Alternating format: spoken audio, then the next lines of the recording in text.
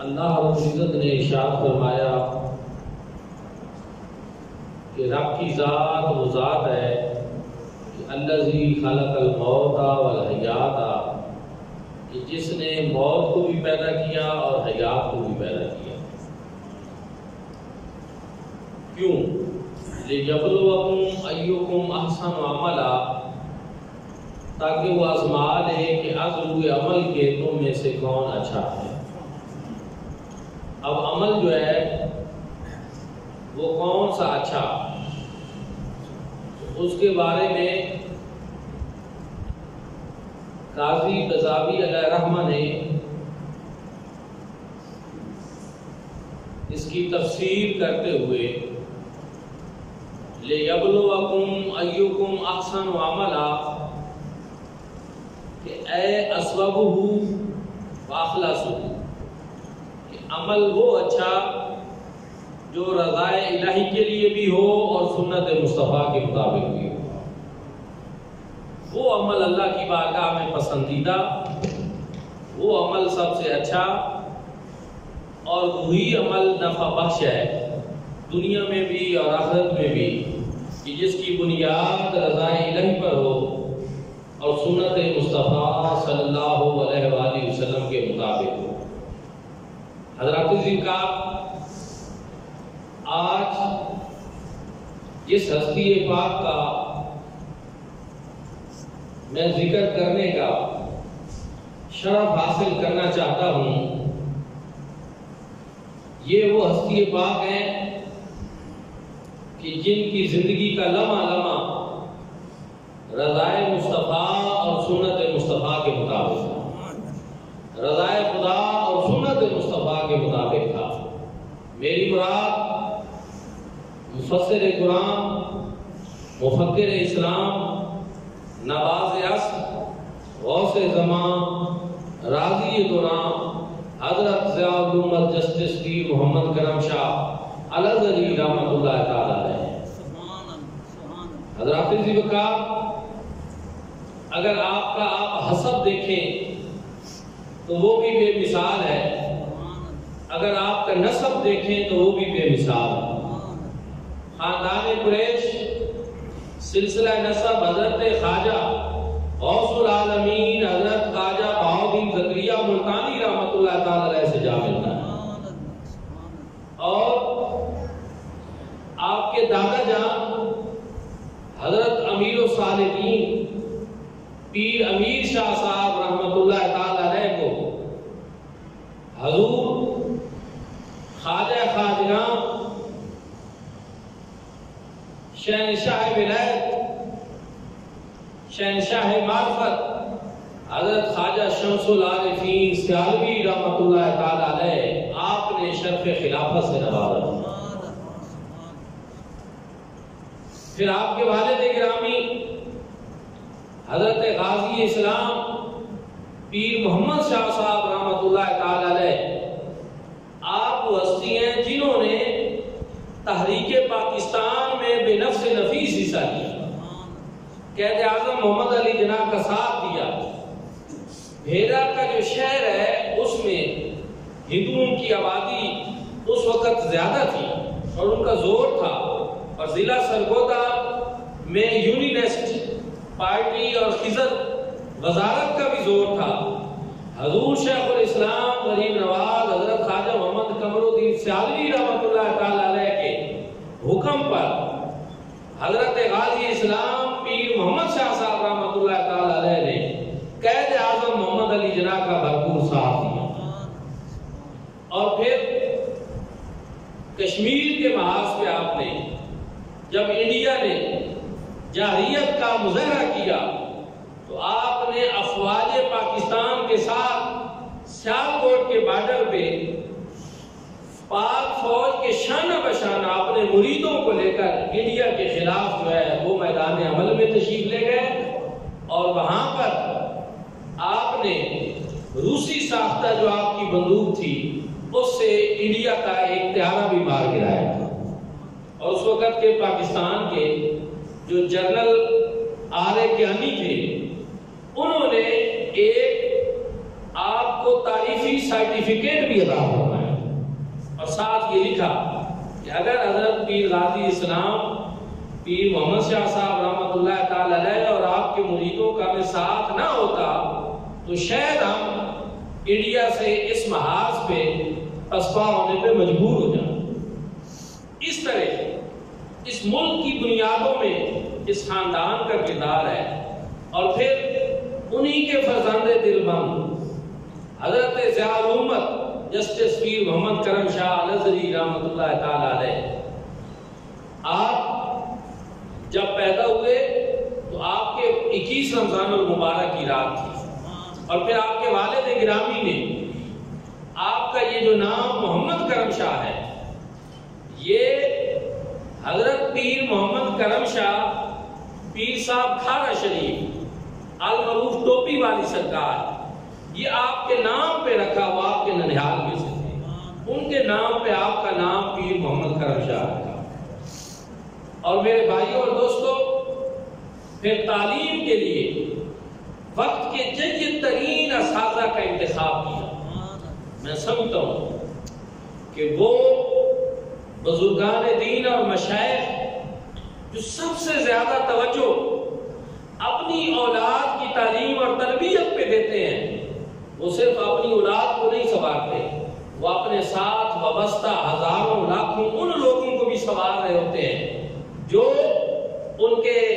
نام کے اوپر ہر وقت مار مٹنے کو تیار ہوتے ہیں، جو ان کے ہاتھوں میں ہاتھ دیتے ہیں اور جو ان سے محبت اور عقیدت رکھتے ہیں، ان کے لیے ضروری ہوتا ہے کہ ان کو ایک اچھا جانشین تیار کر کے دیا۔ اور پھر آپ کو جامعۃ الازہر مصر جو عالم اسلام کی سب سے قدیم ترین یونیورسٹی ہے، اس کے اندر اعلیٰ تعلیم کے لیے بھیجا، اور جب آپ کو ریلوے اسٹیشن پہ آپ کے والد گرامی نے الوداع کیا تو ساتھ ایک نصیحت بھی کی کہ بیٹا محمد کرم شاہ، جب تو پڑھے گا اور پڑھ کے واپس آئے گا تو میں تمہیں ایک گاڑی لا دوں گا اور اس گاڑی کے اوپر سپیکر باندھوں گا،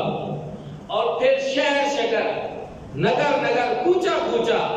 تو نے میرے مصطفیٰ کریم صلی اللہ علیہ وسلم کے نام کا ہوکا دے گا۔ حضور ضیاء الامت فرمایا کرتے تھے جب میں واپس آیا تو میں نے سوچا کہ ایک گاڑی کب تک چلے گی، ایک لاؤڈ سپیکر کی آواز کہاں تک پہنچے گی، کیوں نہ میں ایک ایسا کام کروں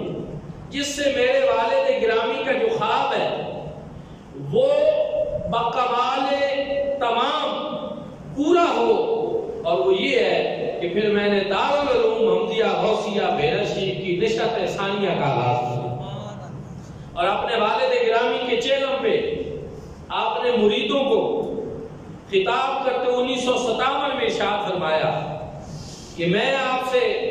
نذرانے نہیں مانگتا، میں آپ سے پیسوں کی ڈیمانڈ نہیں کرتا، میں آپ سے کوئی دنیاوی مطالبہ نہیں کرتا، میرا ایک ہی مطالبہ ہے کہ آپ اپنا ایک ایک بیٹا جو ہے وہ میرے حوالے کریں، میں اس کو دین کی تعلیم دوں گا۔ 5 طالب علم اس طرح سب سے پہلے ایک کمرے سے ان کا آغاز کیا، اور وہ دارالعلوم محمدیہ غوثیہ جو 1925 میں حضرت غازی اسلام پیر محمد شاہ صاحب رحمۃ اللہ تعالی علیہ آپ نے شروع کیا تھا، اس کی نشست ثانیہ فرمائی، درس نظامی کا سلسلہ بھی شروع فرمایا، اور آپ نے سوچا کہ جو مدارس دینیا کا نصاب تعلیم ہے اس میں اب کچھ کمزوریاں آ گئی ہیں۔ انگریز نے ایک سازش کی، اس نے لوگوں کے ذہن میں ایک بات ڈالی، کیونکہ جب برِ صغیر میں 1857 کی جنگ آزادی ہوئی، اس وقت انگریز کے مد مقابل جو سب سے زیادہ رد عمل ہوا وہ علماء کرام کی طرف سے،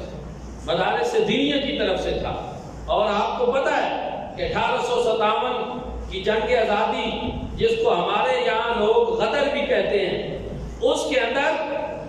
لاکھوں علماء کرام جو ہیں ان کو شہید کیا گیا۔ دہلی کے اندر آج بھی یہ خونی دروازہ مشہور ہے کہ جہاں 5000 علماء کرام کی بیک وقت گردنیں کاٹ کر ان کے لاشیں لٹکا دیے گئے۔ اتنا بڑا انگریز نے ستم کیا، اور یہاں بر صغیر میں دینی سلسلے کو ختم کرنے کے لیے پھر اس نے اسکول، کالج، یونیورسٹیاں جو بنائیں، اس میں جو اس وقت کا انگریز وزیر تعلیم تھا لارڈ مکالے، اس کا بڑا مشہور زمانہ قول ہے جو میں نے خود اس کے ایک انگریزی مسودہ میں خود پڑھا ہے، میں نے صرف سنی سنائی بات میں نہیں کر رہا۔ اس نے کہا ہم ایسا نظام تعلیم دیں گے کہ جس سے ان کے جسم تو مشرقی ہوں گے لیکن ان کے اندر روح مغربی ہوگی۔ لوگ یہاں کے ہوں گے، مشرق کے ہوں گے، لیکن ان کے اندر روح مغرب کی ہم بھر دیں گے، ایسا نظام تعلیم دیں گے، اور دیا بھی انہوں نے اور کیا بھی ایسے۔ اور پھر ملا اور مسٹر کی تفریق پیدا کر دی، مدرسہ اور کالج کا آپس میں ایک جو ہے افتراق پیدا کر دیا، اور ایک الگ سا کہ دین کو سیاست سے جدا کر دیا، اور دو اس طرح کی۔ حالانکہ قرون اولیٰ سے آپ دیکھیں مدرسوں میں سائنسدان پیدا ہوتے تھے، آپ دیکھیں مدرسوں میں طبیب پیدا ہوتے تھے، مدرسوں میں علماء پیدا ہوتے تھے، اور پھر ہمارے مدرسے جو قرون اولیٰ سے صدیوں سے آ رہے تھے، جہاں خانقاہ ہوتی تھی ساتھ مدرسہ ہوتا تھا، جہاں مدرسہ ہوتا تھا ساتھ کوئی خانقاہ ہوتی تھی۔ نتیجہ یہ نکلتا تھا کہ مدرسے سے علم پڑھتے تھے، خانقاہ سے فیضان نظر حاصل کرتے، جو علماء ہوتے تھے وہ صاحب نظر بن جاتے تھے، اور جو صاحب نظر ہوتے تھے وہ صاحب علم بن جاتے تھے۔ یہ نہیں کہ صرف جہل پیر، یا صرف یہ نہیں کہ خشک ملا، یہ دونوں چیزیں کسی بھی معاشرے کو تباہ کر دیتی ہیں، کہ خشک نظر مولوی ہو یا ایک جہل پیر ہو۔ میرے بھائیوں اور دوستو، حضور امت رحمت اللہ تعالی علیہ نے یہ فکر دی کہ کیوں نہ میں ایسا نصاب تعلیم مرتب کروں کہ جس کے ذریعے ہمارے پاس پڑھنے والے بچے ان کی دونوں آنکھیں روشن، دین کا علم بھی ہو اور دنیا کا بھی۔ جو دین پڑھنے کے لیے آئے اس کو ہم اسکول اور کالج کی تعلیم بھی پڑھا دیں، اور جو اسکول اور کالج کی تعلیم پڑھنے آئے اس کو ہم دین پڑھا دیں۔ مقصود دین پڑھانا ہے، لیکن دونوں آنکھیں روشن ہو، معاشرے کا وہ حصہ بن سکے، اور معاشرے کے اندر جا کر وہ اپنا کردار ادا کر سکے، اور پھر اس سلسلہ میں استقامت کے ساتھ، دل جمعی کے ساتھ آپ اپنی منزل پہ ڈٹے رہیں۔ یہ بات یاد رکھنا، میں یہاں یہ عرض کرنا چاہتا ہوں، یہ لفظ استقامت کہنا آسان ہے، لیکن اس کی گہرائی سمجھنا یہ بہت مشکل ہے۔ ایک صاحب استقامت شخص وہ ہوتا ہے جس کو دنیا کے اندر فتنے تو چلتے رہتے ہیں، مسائل چلتے رہتے ہیں، دنیا ادھر سے آتی ہے، ادھر ٹھوکر لگاتی ہے، دنیا کے معاملات ادھر دھکیلتے ہیں، لیکن اللہ کا بندہ جاتا ہے مستقیم پہ پوری طرح ڈٹ کے بیٹھ جاتا ہے، سفر گامزن کرتا ہے، اور پوری طرح اس پہ جو ہے پوری استقامت سے اسی کام پہ نظر رکھتا ہے۔ اور صاحبان علم کہتے ہیں اور عرفاء کہتے ہیں الاستقامت فوق الکرامت، یہ استقامت تو وہ چیز ہے جو کرامت سے بھی بڑھ کر چیز ہے۔ کرامت دکھانا وہ کہتے ہیں آسان ہے، استقامت اختیار کرنا مشکل ہے۔ ایک اللہ کے نام پہ کوئی کام شروع کیا ہے تو پھر پوری زندگی آپ اسی کام کو کریں، ڈٹ جائیں پوری استقامت کے ساتھ۔ اللہ رب العزت نے قرآن پاک میں ارشاد فرمایا ان الذین قالوا ربنا اللہ ثم استقاموا، کہ بے شک وہ لوگ جنہوں نے کہا کہ ہمارا رب اللہ ہے اور پھر اس پر استقامت اختیار۔ استقامت بڑی چیز ہے، اور یہ بہت آج کل ہمارے معاشرے میں کیا ہے، سب سے بڑی بات تو یہ ہے کہ ہم دو کام ادھر کے کر لیے، دو کام ادھر کے کر لیے، تھوڑی سی اس کام میں دلچسپی لی، اس کو ابھی پورا نہ ہوا چھوڑ دیا، دوسرا شروع کر دیا، تیسرا۔ لیکن حضور امت حضرت جسٹس پیر محمد کرم شاہ الازہری رحمۃ اللہ تعالی علیہ، آپ صاحب استقامت بزرگ، ادارہ بنایا، پوری کامل توجہ اس کو دی، پھر اس ادارے کا فیض آج پوری دنیا کے اندر آپ دیکھ سکتے ہیں، قطب شمالی سے قطب جنوبی تک، شرق سے لے کر غرب تک، دنیا کے آپ کسی ملک میں چلے جائیں وہاں آپ کو دارالعلوم محمدیہ اوسیہ بیرا شریف کا فارغ و تحصیل عالم دین نظر آئے۔ امریکہ میں، برطانیہ میں، انگلینڈ میں، ناروے میں، اوسلو میں، جرمنی میں، فرانس میں، اٹلی میں، ڈنمارک میں، کون سی وہ جگہ ہے جہاں حضور امت کا پھر فیض نہیں پہنچا؟ یہ ہوتی ہے اصل چیز استقامت، کہ جو بندہ پوری طرح اپنے شاگردوں پہ توجہ دے اور کامل توجہ دے اور پھر وہ شاگرد دنیا کے اندر پھیل جائیں اس پیغام کو لے کر. یہ وہ چیز ہے جو حضور ضیاء الامت رحمۃ اللہ تعالی علیہ نے اختیار کیا. 10,000 سے زائد علماء کرام، مستند علماء کرام جو دارالعلوم محمدیہ غوثیہ بیرٹ شریف سے فارغ التحصیل، اور سب جو ہیں دینی تعلیم بھی ان کے پاس ہے، ساتھ دنیاوی تعلیم بھی ان کے پاس. آج آپ دیکھیں پنجاب کے اسکولوں میں، پنجاب کے کالجوں میں جو لیکچرر ہیں، جو اساتذہ ہیں، ان کی تعداد جو ہے بیرٹ شریف کے فارغ التحصیل کی وہ ہزاروں میں. صرف ہماری وادی سون کے اسکولوں میں 16 ایسے عالم دین ہیں بیرٹ شریف کے پڑھے ہوئے جو یہاں اسکولوں میں آپ پڑھا. اور انشاءاللہ میں نے کہا تھا پہلے بھی ایک مرتبہ، آپ دیکھیں گے کہ ان اساتذہ کا ان اسکولوں میں موجود ہونا، اس کے وقت آنے پہ انشاءاللہ آپ اثرات دیکھیں گے کہ اساتذہ قوم کو تعمیر کرتے ہیں، معمار قوم ہوتے ہیں، ذہن بناتے ہیں قوم کا. اور الحمدللہ وہ اسکولوں میں اب پوری طرح موجود ہیں، کیونکہ اسکول جو ہے آپ کو پتہ ہے دینی تعلیم تو نکال دی گئی ہے. اب وہ استاد سے سیکھیں گے، استاد کے عمل سے، اخلاق سے، کردار سے سیکھیں گے. اور یہ کام حضور ضیاء الامت نے کیا کہ آپ اسکولوں میں پیریڈ ان کا انگریزی کا ذمہ لگتا ہے، لیکن کبھی نہ کبھی وہ ساتھ عشق رسول کا پیریڈ بھی پڑھا. جو پڑھا ہے وہ انسان اپنے اندر چھپا کر نہیں رکھتا، وہ ظاہر ہوتا ہے، وہ بولتا ہے. خوشبو کو مقید نہیں کیا جا سکتا، خوشبو اپنا آپ بتاتی ہے. اور وہ خوشبو جو عشق رسول کی، محبت رسول کی، اطاعت رسول کی، اتباع رسول کی ان کو بیرٹ شریف سے ملی ہے، وہ اپنا اثر دکھاتی ہے اور ضرور ظاہر ہو کر رہتی ہے. میرے بھائیوں اور دوستوں، پھر صرف یہی نہیں، آرمی میں ایک وہ وقت تھا جب ضیاء الحق کا دور آیا تو دوسرا مکتبہ فکر جو ہے ایک سارے خطیب اس کے برتی ہوئے، ہمارا بندہ ہی نہیں ملتا تھا. اور آپ کو پتہ ہونا چاہیے کہ وہ، یہ میں خاص بات کرنے لگا ہوں، ایک ہوتی ہے عوام. ہم 60% گورنمنٹ کے جو اعداد و شمار ہیں ان کے مطابق 68%، 67%، 68% اب بھی ہم اہل سنت والجماعت ہیں، جو جس کو بریلوی کہا جاتا ہے پاکستان میں اب بھی. لیکن جو پڑھا لکھا طبقہ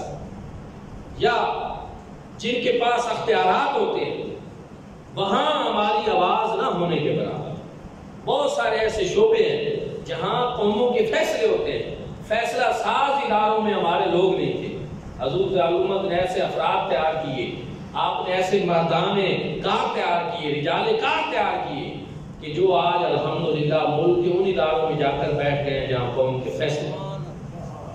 اب کوئی ایسی جگہ خالی نہیں ہے، اور جو ہے بھی تو اس خلا کو تیزی سے پر کیا جا رہا ہے. اور وہ خلا جو 1857 کی جنگ آزادی میں انگریز نے پیدا کیا تھا کہ مدارس دینیہ کے لوگوں کو ذبح کر دیا گیا، قتل عام کیا گیا، 1957 میں حضور ضیاء الامت نے ٹھیک 100 سال بعد اس کو پر کرنے کے لیے آپ نے ایک عزم کیا، ارادہ کیا. اور صرف یہ میں بچوں کی بات نہیں، علماء کی بات نہیں کر رہا. میں یہاں یاد کرنا چاہوں گا، کچھ میرے دوست یہاں بیٹھے ہیں جن کی بچیاں بیرٹ شریف پڑھتی رہی ہیں، میں ان کو دیکھ رہا ہوں، وہ بھی میری بات سن رہے ہیں. یہاں سے جا کر بیرٹ شریف میں ان کی بچیاں پڑھی ہیں، ان سے پوچھیں. ہزاروں بچیاں، ہماری بہنیں، بیٹیاں وہاں معلمات کا کورس کرتی ہیں، اور آج اسکولوں میں، کالجوں میں، اور سب سے بڑھ کر اپنے گھروں میں دین کے سسٹم کو مضبوط کر رہے ہیں.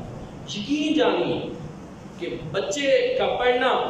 یہ بھی اہم چیز ہے. ضروری ہے کہ بچہ بھی دین پڑھے، دنیا کی تعلیم حاصل کرے، لیکن گھروں میں خواتین کا دینی تعلیم حاصل کرنا یہ سب سے زیادہ اہم.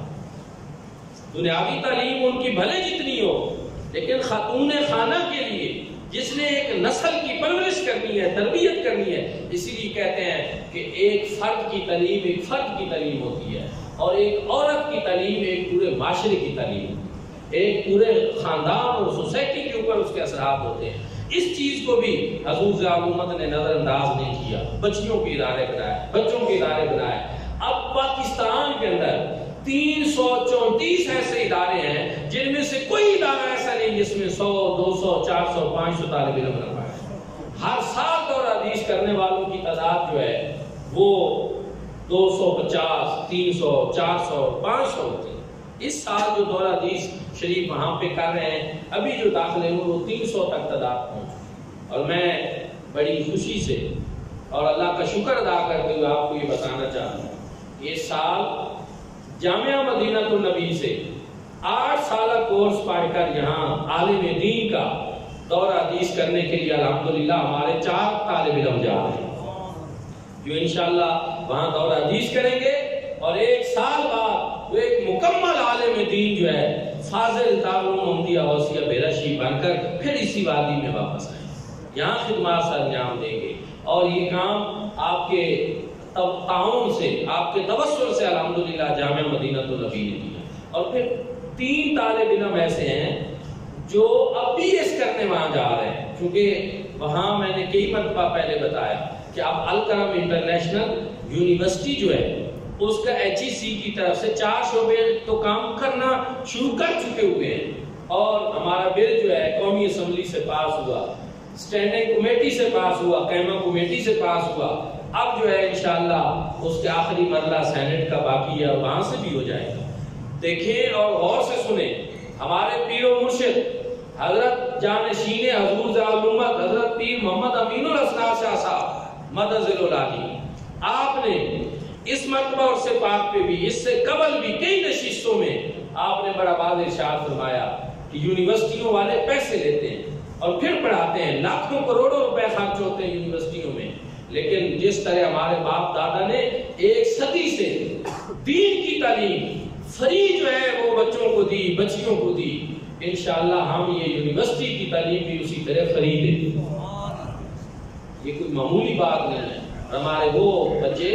جو یہاں جنہوں نے FA تک پڑھا، اب ہم نے ان کو BS کے لیے آگے وہاں بیرشی الکرم انٹرنیشنل یونیورسٹی میں بھیج رہے ہیں۔ 3 بچے اس سال جا رہے ہیں، ایک پہلے سے وہاں پہ موجود ہے، اور 5 تو اس سے پہلے فارغ التحصیل آلریڈی ہو چکے ہیں۔ اس لیے میرے بھائی اور دوستو، یہ وہ ہماری کارکردگی ہے جو اس سے قبل اس انداز میں شاید اب میں بیان نہیں کیا کرتا، لیکن اب میں نے ضروری سمجھا کہ میں آپ کو بتاؤں کہ یہ فیض اور یہ فیضان بھی جو یہاں وادی سون میں جامعہ مدینۃ النبی کی صورت میں ہے، یہ حضرت ذوالامت جسٹس پیر محمد کرم شاہ رضوی رحمۃ، اور آپ کا یہ جتنا کام تھا یہ کسی اور کے لیے نہیں۔ آپ جب بچے داخل ہوتے، نئے سال کے داخلے ہوتے، آپ ان نئے آنے والے طلباء سے خطاب کرتے، اور جو قرآن کریم کی آیت مبارکہ خطبہ میں تلاوت کرتے، جو میں نے بھی پڑھی، آپ خطبہ میں آیت کریمہ تلاوت کرتے ہوئے ارشاد فرمایا کرتے، قل ان صلاتی و نسکی و محیای و مماتی للہ رب العالمین، کہ محبوب آپ فرما دیجیے بے شک میری یہ نمازیں، میری یہ مالی اور بدنی قربانیاں، میرا یہ مرنا اور جینا، یہ اس رب العالمین ہے۔ آپ فرمایا کرتے تھے دنیا کے لیے یہاں آؤ، یہاں دین کے لیے آؤ، اللہ کی رضا کے لیے آؤ، دنیا تمہارے پیچھے چلے۔ اور ہم نے یہ منظر اپنی آنکھوں سے دیکھا کہ جو بھی رضا الہی کے طالب بن کر دین کے خادم بنے، اللہ پاک نے ان کو مقام دیا۔ ٹھیک ہے، دینی طبقے میں بھی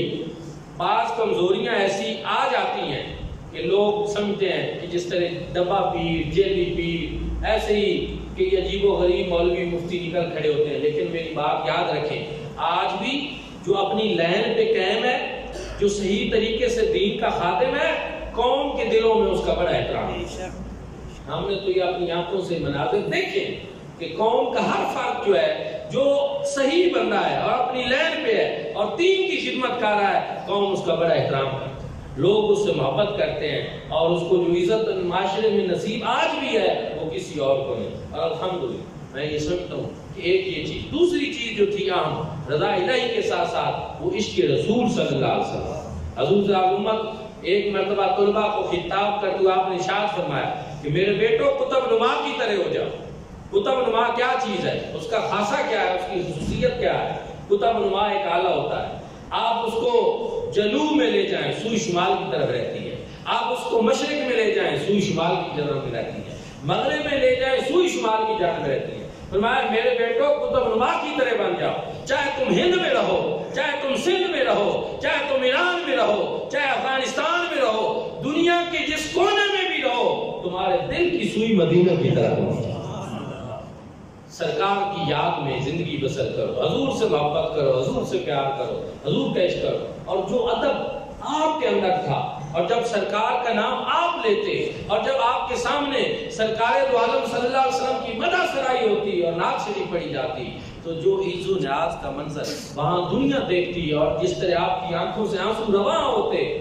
ایسے مناظر آپ دیکھنے کو بہت کم ملتے ہیں میرے بھائیوں اور دوستوں۔ تو یہ وہ ہستی پاک حضرت ضیاءالامت جسٹس پیر محمد کرم شاہ رضی قرآن پاک کی تفسیر لکھی، 5 جلدوں میں لکھی، اور ایسی تفسیر کہ اردو کے اندر اگر آپ ضیاء القرآن جیسی جامع تفسیر دیکھنا چاہیں کہ جس میں اللہ رب العزت کی وحدانیت کا بیان بھی ہو، حضور صلی اللہ علیہ وسلم کی رسالت کا بھی ہو، ختم نبوت کا بھی ہو، ناموس رسالت کا بھی ہو، اور جس کے اندر عشق رسول صلی اللہ علیہ وسلم کے موتی پرودے یہ کہہ رہے ہیں، وہ آپ کو کوئی اور دوسری مثال نہیں ملے گی جو ضیاء القرآن ملے۔ اور پھر ایک اور خاص چیز کہ ہمارے بدقسمتی سے مذہبی طبقہ میں یہ بھی ہوتا ہے کہ اپنا پیغام ہم دیتے ہوئے لازمی دوسروں کو رگڑا لگاتے ہیں، میں ٹھیک ہوں فلاں غلط ہے، میرا عقیدہ ٹھیک ہے اس کا غلط ہے، پھر ہم اس طرح کی باتیں۔ لیکن حضور ضیاءالامت نے تفسیر قرآن کی جو لکھی اس کے اندر آپ نے اس انداز میں قرآن پاک کی تفسیر لکھی کہ ہر فرقہ جو ہے وہ اس کو احترام کی نظر سے دیکھے۔ یعنی اس کا مطلب یہ ہے کہ قرآن و سنت کو آج بھی اس انداز میں بیان کیا جا سکتا ہے کہ سارے لوگ جو ہیں اس کو احترام کی نظر سے دیکھیں، اس کو قبول کریں، لوگوں کی دل آزاری نہ ہو، دل شکنی نہ ہو۔ اور پھر آپ نے جو سیرت لکھی اس پہ حکومت پاکستان نے آپ کو صدارتی ایوارڈ دیا، ضیاء النبی۔ پڑھیں آپ ایک ایک لفظ جو ہے وہ عشق رسول صلی اللہ علیہ وسلم میں ڈوب کر لکھا ہے، 70 عشق رسول کی خوشبو جو ہے اس سے رچی بسی ہوئی ہے، ہر حرف جو ہے محبت رسول کی روشنی ہے۔ آپ ضیاء النبی کو پڑھیں، ضیاء القرآن کو پڑھیں، حضور ضیاءالامت کی تعلیمات کو پڑھیں، جامعہ مدینہ النبی بھی آپ ہی کا خیر ہے۔ بچیوں کا جو ادارہ ہم نے بنایا، ایک خاص بات چونکہ وقت ہو گیا ہے لیکن میں ضروری عرض کرنا چاہتا ہوں، حضور ضیاءالامت فرمایا کرتے تھے کہ ہماری کسی سے محبت اور نفرت کا معیار 2 چیزیں ہیں، اسلام اور پاکستان،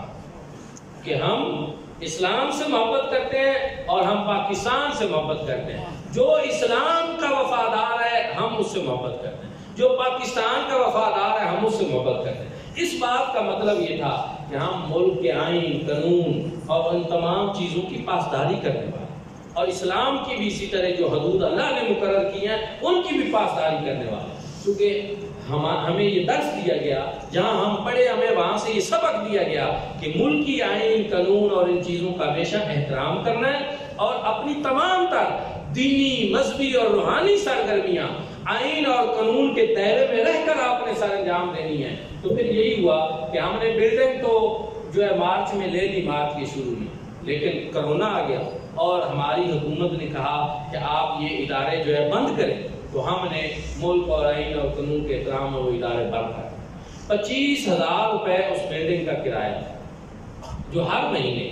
7 ماہ ہو گئے ہیں، 1,75,000 روپے کرایہ اس کا جو ہے وہ ہم نے ایسے ہی ادا کیا۔ ہماری مجبوری تھی لیکن ملک اور قانون اور آئین کا ہم نے احترام کیا اور وہ کرایہ ہم دیتے رہے۔ لیکن اب چونکہ گورنمنٹ نے یہ فیصلہ کیا ہے کہ SOPs کے تحت جو ہے 15 ستمبر سے ادارے جو ہیں وہ اوپن کیے جا رہے ہیں، تو اب میں آپ سب کو یہ بتا رہا ہوں کہ انشاءاللہ ہمارا وہ جو بچیوں کا ادارہ جو آپ کی اسی محلہ میں ہے، انشاءاللہ 15 ستمبر سے وہ بھی اپنا کام شروع کر دیں۔ آپ اپنی بچیاں داخل کرانے کے لیے ماسٹر خادم صاحب سے رابطہ کریں اور حاجی رام نواز صاحب سے رابطہ کریں، مولانا نثار احمد صاحب جو مندیال محلے میں امام اور خطیب ہیں ان سے آپ رابطہ کریں، کیونکہ ان کی اہلیہ جو ہیں وہ وہاں پہ معلمہ ہیں، انہوں نے پورا عالم دین کا جو کورس ہوتا ہے معلمات کا بھیرت شریف سے عالمہ کورس پڑھا ہوا ہے اور انہوں نے وہاں پہ تدریس کرنی ہے، تو آپ ان سے بھی رابطہ کر سکتے ہیں۔ جو رجسٹریشن یا داخلہ کے فارم ہیں وہ ہمارے وہاں دفتر میں جو ہے ہم 1-2 دن قبل 15 ستمبر سے وہاں موجود کر دیں گے، ایک بندہ جو ہے وہاں پہ موجود ہوگا تاکہ آپ لوگوں کو آسانی ہو، آپ اپنی بچیوں کو داخل کرائیں۔ اسی طرح ہمارے بچوں کے حفظ و ناظرہ درس نظامی کے داخلے وہ بھی شروع ہو چکے ہیں، اور الحمدللہ حفظ میں اب ہمارے جو اس مسجد حاضہ کے قاری صاحب ہیں، قاری محمد سمیع اللہ صاحب، یہ پپڑالی سے ہیں، یہ ہمارے پاس آئے، ہم نے ان کو قرآن پاک کا حافظ بنایا، قاری بنایا، اب 8واں سال اس ادارے میں ہے اور یہ وہاں پہ پڑھا ہے. اور مجھے کئی مرتبہ تو لوگ کہتے بھی ہیں کہ اچھا پپڑالی اور کبڑ والوں کو جو آپ نے حافظ اور عالم بنا دیا ہے، جو اس سال عالم دین کا کورس کرنے مکمل کرنے دور حدیث کرنے طالب علم جا رہے ہیں، ان میں سے ایک جو ہے وہ پپڑالی کا بھی. تو وہ مجھے کہتے ہیں اچھا پپڑالی والوں کو بھی آپ نے عالم بنا دیا اور کباڑ والوں کو. تو میں نے کہا بزرگوں کی بھی کرامتیں ہوتے ہیں اور یہ ایک آدھ کرامت ہماری سے. تو یہ اللہ کا شکر ہم ادا کرتے ہیں کہ دور دراز کے یہ وہ گاؤں جن کے بچوں کے پاس نہ سہولیات تھی، نہ رہائش، نہ دور جا کر پڑھنا، نہ ان کے والدین کے پاس اتنی اویئرنیس تھی، لیکن الحمدللہ یہ کام ہوا. ان کے پاس ماسٹر ڈگریاں، اسی طرح تجوید و قرات کے کورس بہترین. اور ایک اور ہم نے قاری صاحب کا بندوبست کیا جو عیسیٰ خیل سے یہاں پڑھانے کے لیے آئے ہیں، اور وہ ماشاءاللہ قرات کے شعبے میں ایک باقاعدہ کتابیں ہوتی ہیں جس طرح درس نظامی میں ہوتی ہیں. قرات میں ایک تو ہوتی ہے صرف مشق، کہ مشق کرا دے تلفظ اچھا ہو جائے گا. ایک ساتھ کتابیں بھی ان کی ہوتی ہیں، علم و تجوید ہے، مقدمہ، الجزری ہے، فلاں ہے فلاں ہے. تو وہ باقاعدہ وہ انشاءاللہ کتابی کاری ہیں. کوئی بھی پڑھا ہوا حافظ جو مزید چاہتا ہو کہ میں آگے قرات پڑھوں تو اس کے لیے وہ سہولت اب ہم نے یہاں مہیا کر دی ہے کہ صرف اچھے حافظ ہی نہیں انشاءاللہ اچھے قاری اور ساتھ اسکول کی تعلیم، اور یہ فری ہوگا. آپ سب اپنے بچوں کو داخل کرائیں، اپنی بچیوں کو داخل کرائیں. اللہ پاک ہم سب کو خدمت دین متین کی توفیق عطا فرمائے. وآخر دعوانا الحمدللہ رب العالمین.